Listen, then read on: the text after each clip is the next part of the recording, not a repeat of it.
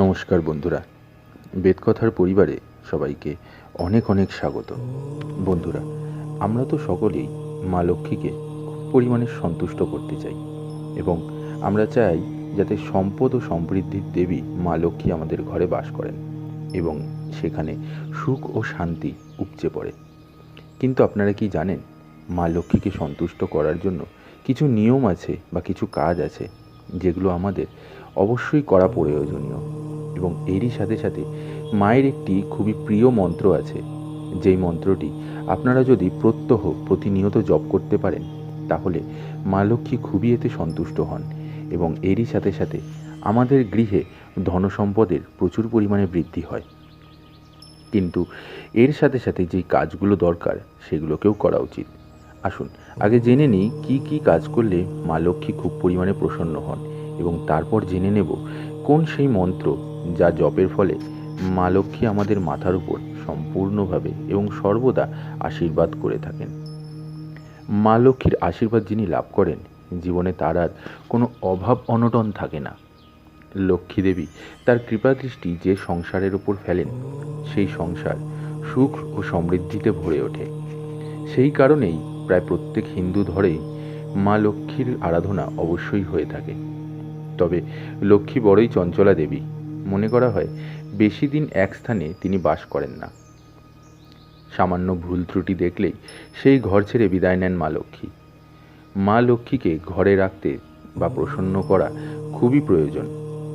জ্যোতিষশাস্ত্রে মা লক্ষ্মীকে প্রসন্ন করতে কয়েকটি কাজ নিয়মিত করার কথা বলা হয়েছে, যার মধ্যে সর্বপ্রথম হলো আলস্য ছেড়ে রোজ ভোরে এই কাজগুলো করতে হবে। সর্বপ্রথম রোজ ভোরে স্নান করতে হবে। ভোর থাকতেই রোজ বিছানা ছাড়ুন, তারপর স্নান সেরে নিন। যিনি রোজ সকালে স্নান করেন তার উপর মা লক্ষ্মীর কৃপা সর্বদা থাকে। সকালে স্নান করলে শুদ্ধভাবে দিনের সব কাজ করা হয়। এরই সাথে রোজ সকালে কিছু দান করা ভালো। চাল, টাকা বা ফুল সকালে দান করলে মা লক্ষ্মী খুবই প্রসন্ন হন। দান করলে তো প্রচুর পুণ্যও লাভ করা সম্ভব হয় এবং এর সাথে সাথে ভোরবেলায় উঠে যদি পাখিদের আপনারা খাবার খাওয়াতে পারেন, সেটাও কিন্তু মা লক্ষ্মী খুব প্রসন্ন হন। তাছাড়াও সকালে ঘুম থেকে উঠে আলস্য ত্যাগ করে ঘরবাড়ি পরিষ্কার করুন। পরিচ্ছন্ন স্থানেই মা লক্ষ্মীর অবস্থান করেন, তাই সকাল সকাল ঘুম থেকে উঠেই নিজের ঘর বাড়ি পরিষ্কার করে নিন। যে বাড়ি বেলা পর্যন্ত নোংরা হয়ে থাকে সেখানে কখনোই মা লক্ষ্মীর পা পড়ে না। এরপর আপনাকে সকালবেলায় ঘর ঝাড় দিয়ে ঘর ভালো করে মুছে নিতে হবে। ঘর মোছার সময় কিছুটা নুন জলে মিশিয়ে দিন। এর ফলে ঘরের নেতিবাচক শক্তি আপনার ঘর থেকে দূরে সরে যাবে এবং মা লক্ষ্মীর আগমনে শুভ শক্তির প্রবাহিত হবে। জীবনের সব সমস্যা থেকেও আপনি মুক্তি পাবেন।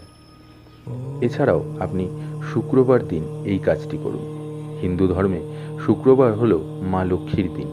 প্রতি শুক্রবার সকালে মা লক্ষ্মীর পুজো করুন এবং লক্ষ্মীর পাঁচালী পাঠ করুন। এর ফলেও কিন্তু মা লক্ষ্মী খুব পরিমাণে সন্তুষ্ট হন। তবে মনে রাখবেন, বাড়ির উত্তর পূর্ব দিকে ঠাকুরের আসন প্রতিষ্ঠা করতে হবে। এই দিকেই ঠাকুরের আসন থাকলেই মা লক্ষ্মীর আশীর্বাদে বাড়ির সমস্ত বাস্তুদোষ কেটে যায় এবং মা লক্ষ্মীর আগমন ঘটে। এবং যখন আপনি শুক্রবার মায়ের পুজো করবেন তখন অবশ্যই মনে মনে শ্রীম শ্রীম শ্রীম এই মন্ত্রটি জপ করতে থাকবেন এবং প্রতিনিয়ত জপ করতে থাকবেন।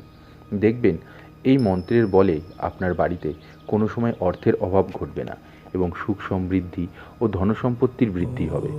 এই মন্ত্রটি জপে মা লক্ষ্মী খুবই প্রসন্ন হয়ে থাকেন, তাই প্রতিনিয়ত প্রত্যেক দিন এই মন্ত্রটি জপ করা উচিত।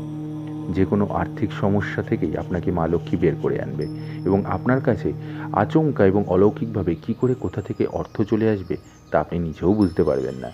তাই আগামী দিন থেকেই প্রয়োজন পড়লে মা লক্ষ্মীর পুজো শুরু করে দিন এবং এই মন্ত্রটি প্রতিনিয়ত জপ করতে থাকুন।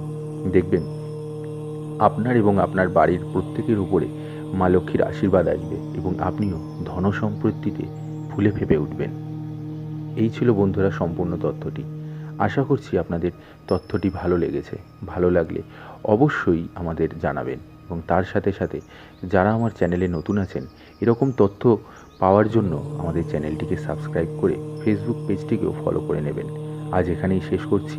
সবাই ভালো থাকবেন এবং সুস্থ থাকবেন। রাধা রাধা।